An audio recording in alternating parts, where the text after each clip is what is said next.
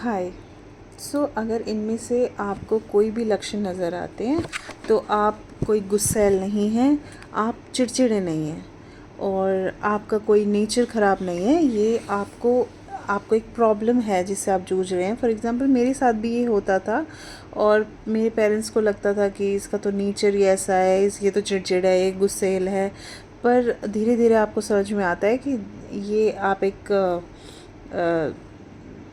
Problem है, mental health problem है जिससे आप सफ़र कर रहे हैं। फॉर एग्ज़ाम्पल आप बहुत ज़्यादा इरिटेट रहते हो, छोटी छोटी बातों पे आप इरिटेट हो जाते हो, आप हाइपर विजिलेंट होते हो।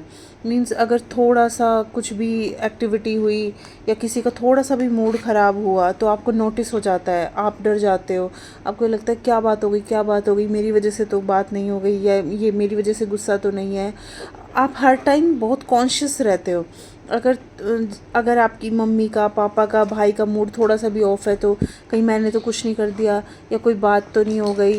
ये एक कांस्टेंट जो थॉट रहता है, हाइपर विजिलेंस जो रहती है, ये इस चीज़ के लक्षण है। एक आपको कभी कभी ना बहुत गुस्सा आता है, कई लोग होते हैं दीवार पे मुक्का मारते हैं या कुछ भी उनसे गलत हो जाए तो वो ना सेल्फ डिस्ट्रक्टिव उनका बिहेवियर हो जाता है।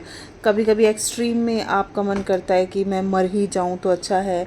आप आइसोलेट होने लगते हो लोगों से, आपको किसी के बीच में बैठना अच्छा नहीं लगता, आपका मन करता है आप चुपचाप पड़े रहो, कोई मेरे से बात ही ना करे। हाँ, और आपको फ्लैशबैक्स आते हैं जैसे कि कुछ बचपन में कुछ भी आपके साथ कुछ हुआ हो, कुछ भी गलत हुआ हो, तो आपको एकदम से वो मेमोरीज़ एज इट इज़ आपकी नज़रों के सामने आने लग जाती है। जैसे बचपन में कोई भी इंसिडेंट हुआ हो, कुछ भी उससे रिलेटेबल हो जाए।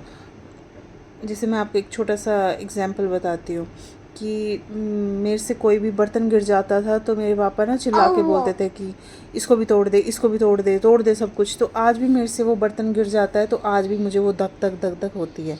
तो दिस इज़ फ्लैशबैक। एक आपको डर रहता है, अजीब सा डर हमेशा कि कुछ हो ना जाए, कुछ हो ना जाए, मेरी मम्मी को कुछ ना हो जाए, या इतनी देर हो गई वो कहाँ रह गया, है ना। एक फ़ियर रहता है और सीवियर एंजाइटी होती है। सांस थोड़ा सा भी कुछ ऊपर नीचे सिचुएशन हुई, आपकी सांस फूलने, आपको लंबे लंबे सांस आने लग जाती है, आपको घबराहट होने लग जाती है।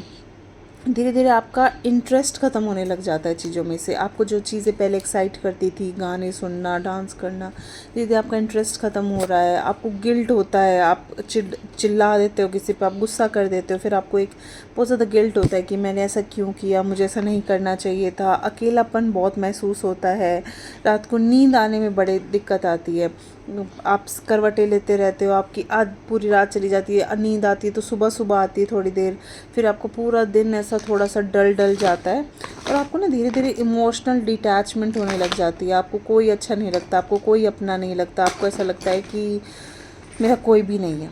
तो ये चीज़ें, ये आपका नेचर नहीं है, ये आपको पीटीएसडी है, पोस्ट ट्रोमेटिक स्ट्रेस डिसऑर्डर। जब आप किसी ट्रोमा से गुजरे होते हैं तो ये डिसऑर्डर्स आपको होते हैं। दिस इज़ कॉल्ड पीटीएसडी और ये इसकी हेल्प बहुत इजीली अवेलेबल है। ये आप अपने किसी भी थेरेपिस्ट से बात करके आप मैनेज कर सकते हो। फिर आप उस कुछ एक्सरसाइजेस के थ्रू आप अपने आप को हील कर सकते हो। I have been through all this things. मुझे ये सब कुछ होता था, मुझे पता नहीं था, बट अब मैं जितना रिएक्ट करती थी उतना अब मैं रिएक्ट नहीं करती हूँ। अब मुझे धीरे धीरे सारी चीज़ अच्छी लगने लगी। अब मैं फिर से गाने सुनने लगी हूँ। अब मैं खाना बनाते बनाते गाने सुनती हूँ, मैं इंजॉय करती हूँ। तो प्लीज़ आप अपने आप में इतना सफ़र मत कीजिए, कंसिडर टेकिंग हेल्प। अगर आपको ये कुछ है तो प्लीज़ लेट मी नो, ताकि मैं आपको कुछ टिप्स एंड ट्रिक्स बता सकूँ इसे मैनेज करने के लिए। Thank you.